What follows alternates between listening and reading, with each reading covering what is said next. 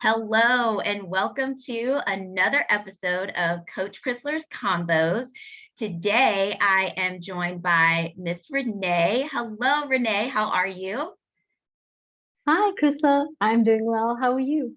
I am doing just fine, thank you. So I'm Wonderful. super excited to have you. Before we dive into talking about your health journey and use of functional medicine along the way, tell us a little bit about yourself. So who you are and where you are from in the world and what you do. All right. First, let me say thank you very much for having me on your channel. So today, and every day, I'm from South Africa. I live on the East Coast, and I recently graduated as an FMCA certified functional medicine health coach. Yeah, and I actually still have my day job. So I work in research, academic research. Mhm. And my background is in environmental management. Yeah. And when I'm Wow. not doing, and when I'm not doing those interesting and fantastic things, I look after my two dogs and live with my fiance and just try to have fun. That is awesome. Yeah. So, academic research to health coaching, that seems like a big leap. But, as I have gone further and further into this, I have found that there are so many things that tend to tie in either directly or indirectly to health coaching. So let's talk a little bit about your health journey. Can you give me a little bit of background on maybe even, let's start with why you decided to become a health coach? All right. Yeah. So I've got to take you in my little time machine back 20 years. Oh, It's a wow. short trip. Okay. So I was at my or in my final year of university and I fell really, really sick. I had all these digestive issues and nobody knew what on earth was going on. Mhm. It took about 2 months before we figured out it was inflammatory bowel disease. Mm. It's also an autoimmune disease. I ended up with ulcerative colitis. And at the end of an 8 month period, I needed surgery. Wow. So at the end of that, I had to have my entire colon removed. So I'm half the girl I used to be. But uh, Wow. so So that that started me on this. Yeah, that sounds like a really big kind of like whoa moment of going from not feeling well to all of these different. I'm imagining you're going through tests and seeing doctors and asking questions to now you have lost your colon. So let yeah, can we talk a little bit about kind of what that journey was like in that 8-month period where you're first, realizing something is not right and you're yeah. starting to see and ask questions about it. What was that like? All right. So yeah, imagine you're 21 again, and the whole world is open to you. You're just finished university. You're gonna start work, and then everything changes. Mm, Your entire future that you had planned is just gone, done. Um, so the moment that actually changed everything was when my doctor said to me, "This is what you have. There's no cause and there's no cure." So I just sat there and like, okay. And in that moment, you don't know whether to laugh or cry, or mm, and I was not really someone to cry a lot at that stage. So I just sat there. Um, but then I remember this moment. It was in the same day. My mom and I went to the post office, and I sat in the car, and she'd gone out to do whatever. And that's when I actually sat, and it was the tears just wow, it just wow. like shot forth Mm, from my face. Um, but I think also in the weeks that followed, there was a mental shift. And I decided I'm not accepting that as the final word. I Mm-hmm. think there's something else. I think there's something I can do. There must be something I can do. And just from there, it started all kinds of research. And, that was back in like the early 2000s when the internet was like still new. And here I am looking on Yahoo and all these very basic search engines. But yeah, that's how I got started on my health journey. Wow. So initially it was kind of like, okay, this is what you're telling me. And then the emotion, the flood of, the emotions hit and the realization of what he was telling you. But you didn't accept that. You didn't say, all right, this is my reality. I'll just live here. You were like, no, let's look into this. Let's see what this really means for me. So as you were doing your searching, what kinds of things were you finding? Were you finding helpful information, or were you like, I'm not finding anything? Kind of tell me about that. Mhm. So, yeah, at that time, there were basically two options. You could go down the drug route, um, you know, immunosuppressive drugs, everything just short of chemotherapy, Mm, or there was the surgical route. And being that young, I was 21, I just followed the advice of my doctor at the time, which was to go down the drug therapy route, mhm. but I wasn't responding to anything. So then I got the idea in my head, I need surgery and I need it now. Mm, Um, my parents were not happy with that. My doctors were not happy with that, but I defied everybody and I made sure I found the one doctor that would do it.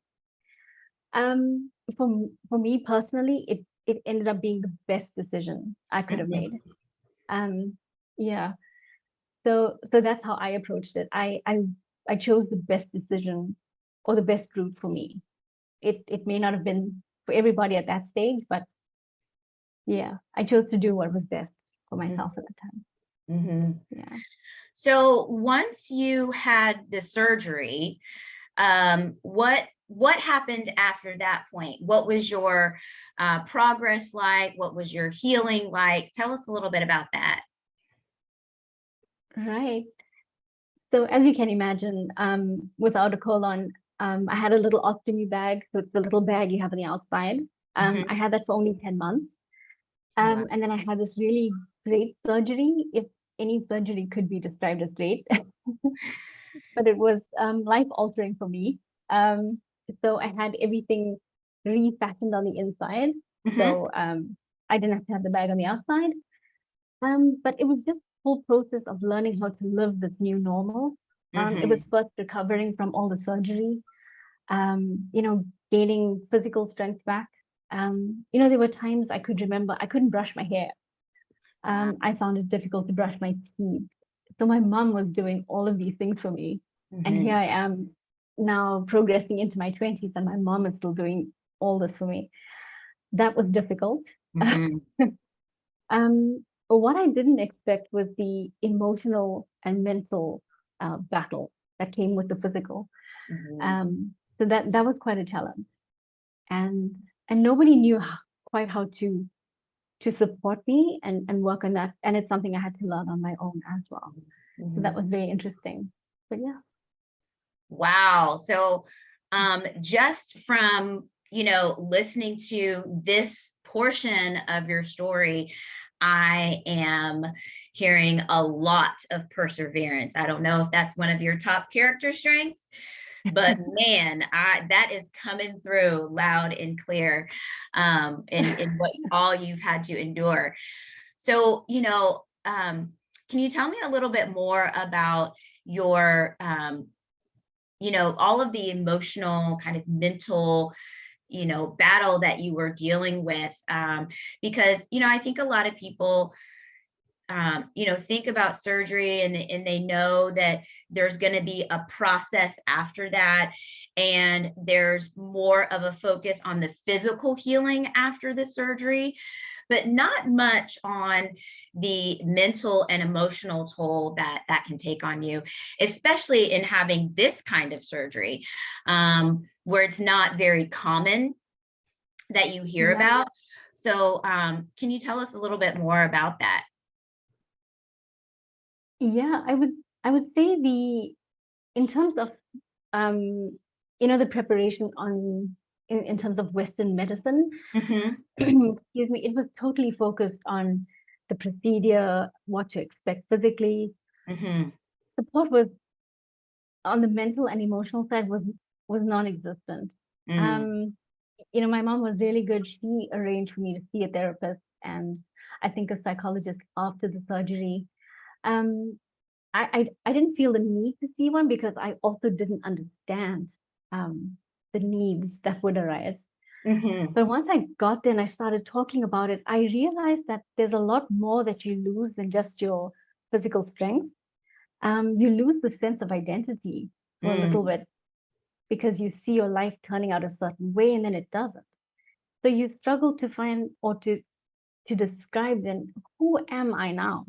And that's a really big deal when you're young or even slightly older when you've established, this lifestyle for yourself. Hmm. Um, yeah, so it took a lot of inner work. And I have to say that my love for movies got me through because I kept seeing or using the visualization that I was this warrior out on the battlefield and I had to Mm. fight through various things. And it helped me to mentally process what I was going through. It sounds so silly now thinking about it, but as I lay in the hospital beds at various points in time, I would imagine myself to be Mel Gibson in Braveheart. Oh, wow. Yeah. It sounds so funny, but I imagine myself charging down that hill and shouting and screaming for freedom. But yeah, it helped me build this kind of resilience because I already saw myself winning, even though I was hooked up to machines and all sorts of funny things. But it Yeah. really helped. Yeah.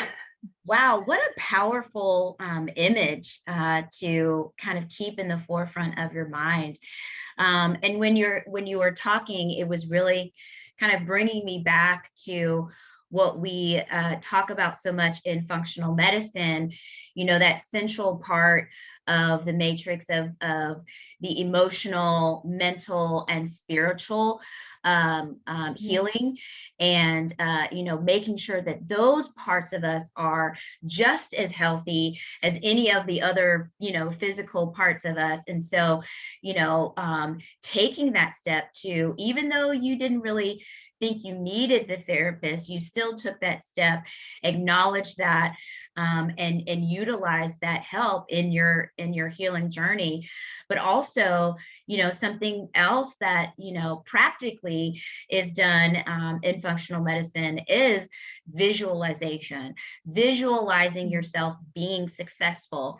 And whatever that means to the individual, that's what you use as that thing that you hold in front of you. And for you it was that brave person, that warrior. And wow, what a powerful image. Oh, thanks. So Yeah. yeah, so I'm really curious, after you went through this period of your surgeries, and having everything kind of reconstructed, what was that like? What happened after that? Okay. So yeah, I managed to, I felt well enough to get back or to start a career. Hmm. I found it really difficult to function at the same level as my peers Mm. because the type of work I did need or required me to be out in the field, Hmm. away from bathroom facilities for 8 to 10 hours at a time. So my nutrition took like a complete nosedive because I just wouldn't eat. I just Oh, wouldn't drink wow. water. Yeah, I don't know where the mental or the discipline to not do those things came from, but I think I was just driven to be normal and Mm. to be a part of the workforce. and not be the sick girl that I was.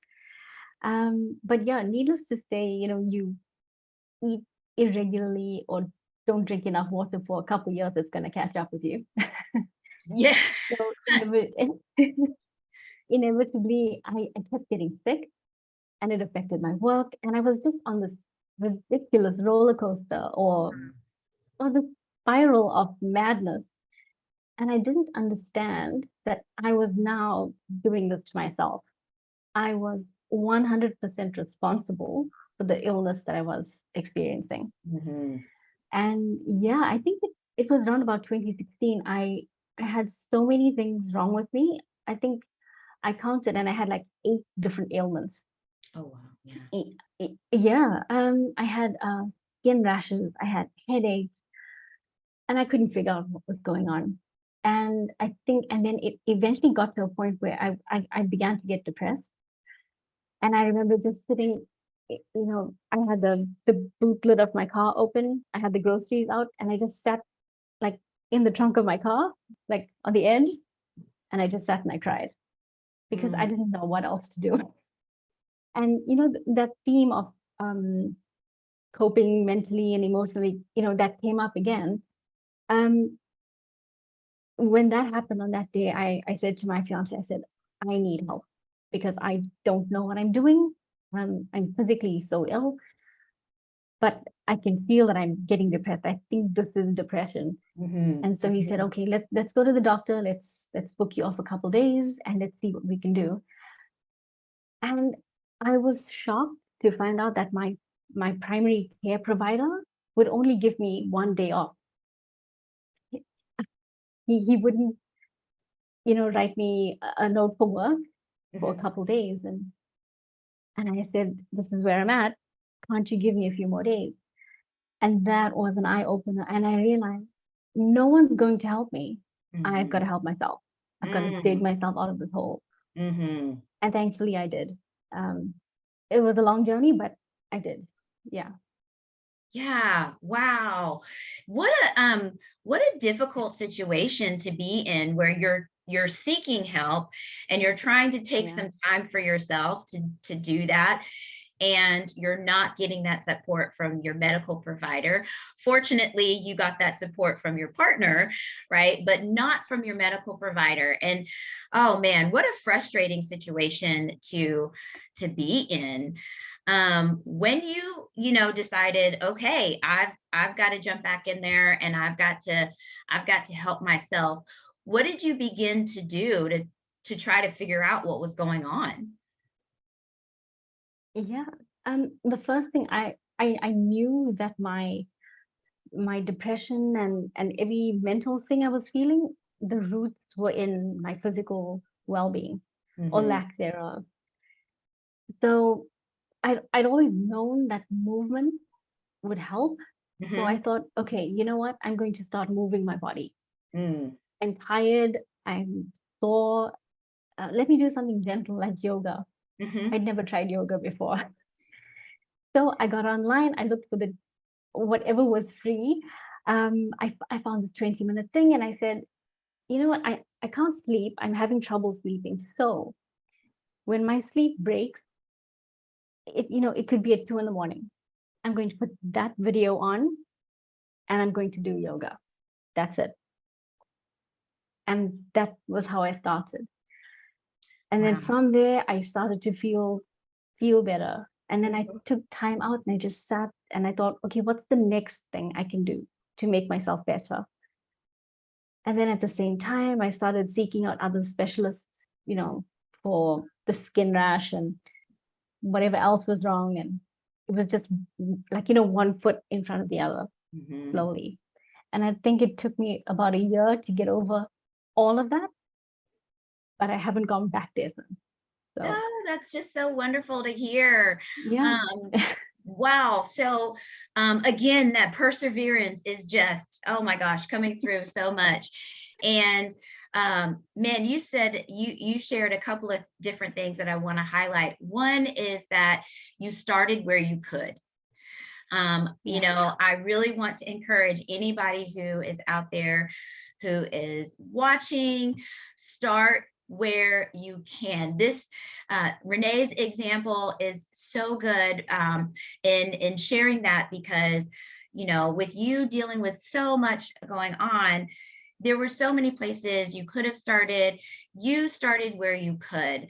The second thing is start small, start simple.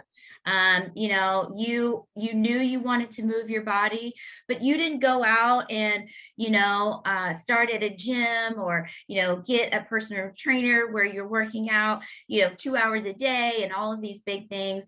But you started small with 20 minutes of yoga, you know, which is, it can be intense, but there's beginner yoga where it isn't quite as intense. So, and then you stayed consistent, right? You did things consistently on a daily basis, slowly but surely, you know, keeping yourself consistent.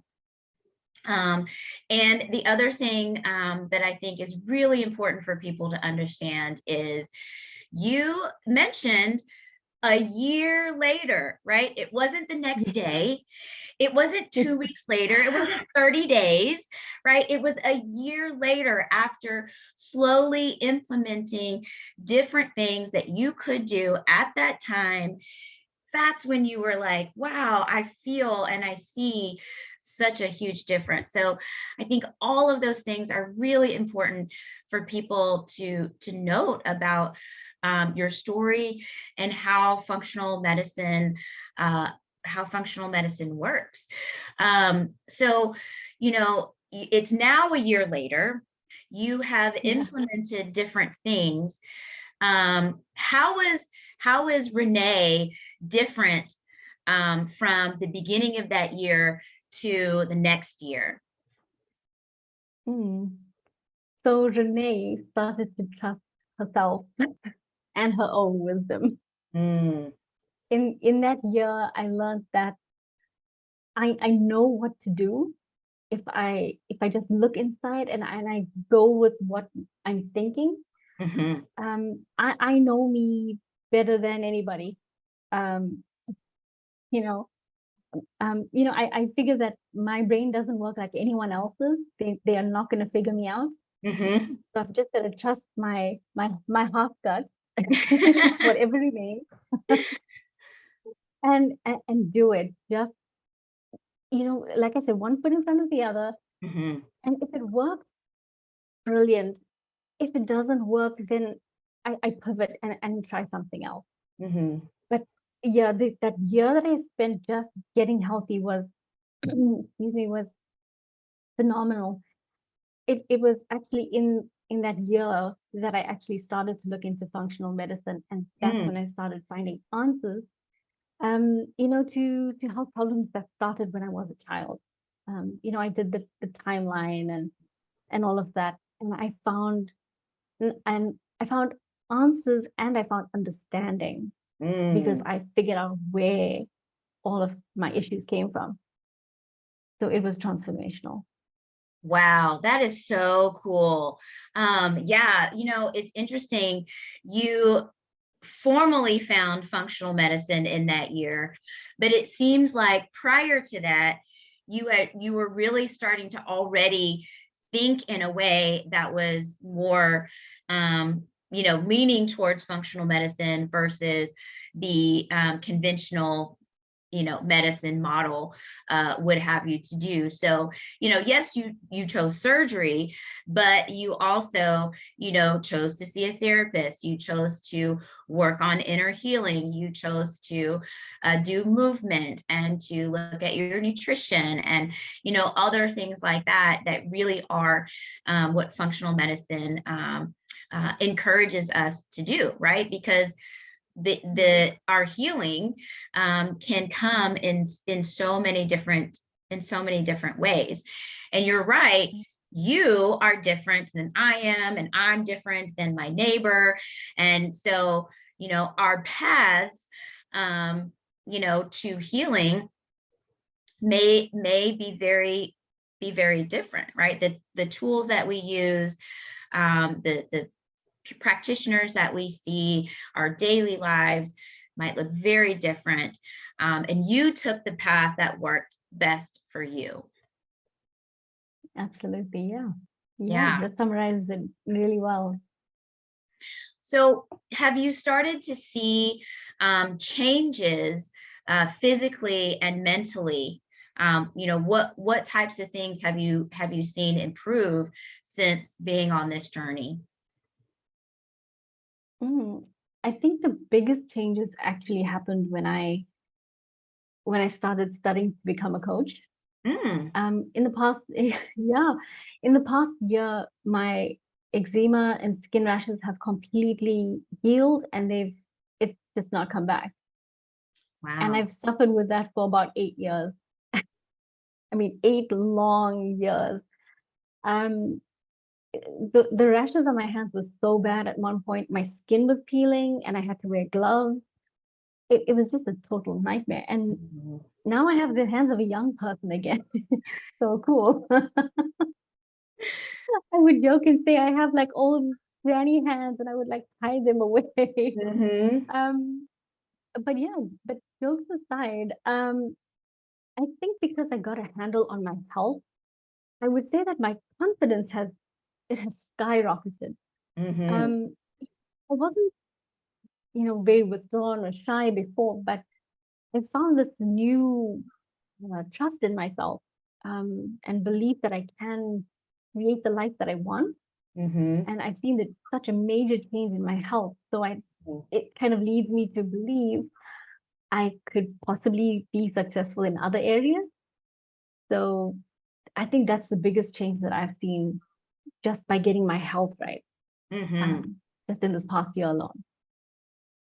Wow, that's so interesting that getting your health in order has helped build your confidence and helped you see yourself successful in other potential areas as well.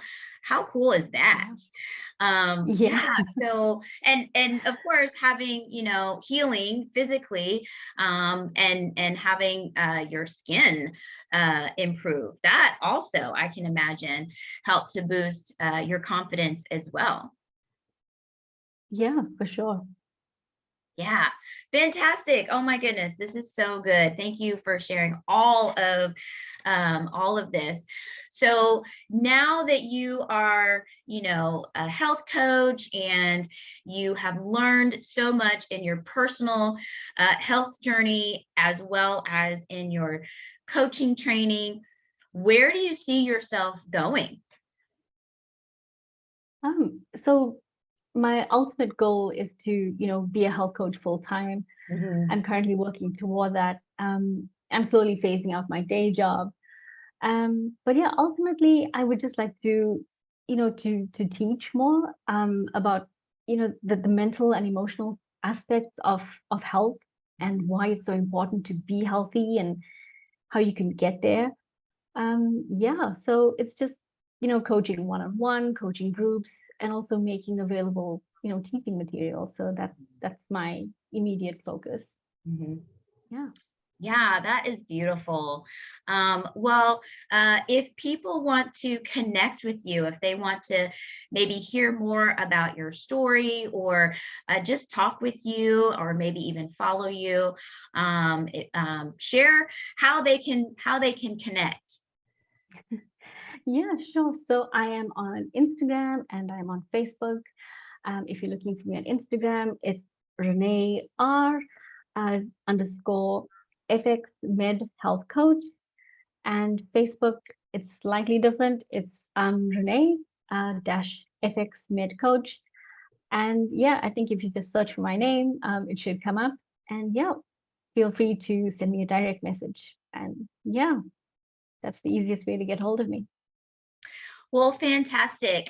Thank you for sharing that. You guys check out Renee on her socials, connect with her. She is so wonderful to chat with just in DMs. When we first started chatting, she just reached right out. And I could just tell how warm and kind she was, even through just messages like that. So check her out, send her a message. As always, thank you so much for being with us on Coach Chrysler's Convos. Don't forget to subscribe so you don't miss any of the conversations, and I will see you next time.